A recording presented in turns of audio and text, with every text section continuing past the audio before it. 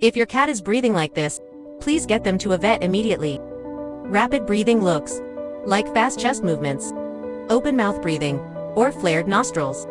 This isn't normal, especially if your cat isn't hot, stressed, or hasn't just been playing. It could be a sign of respiratory distress, heart issues, or even fluid in the lungs. These conditions can be life-threatening if not treated quickly. If your cat is breathing over 40 times per minute while resting, don't wait, see a vet immediately. After treatment, you can support your pet's recovery and long-term health with natural lung and immune support.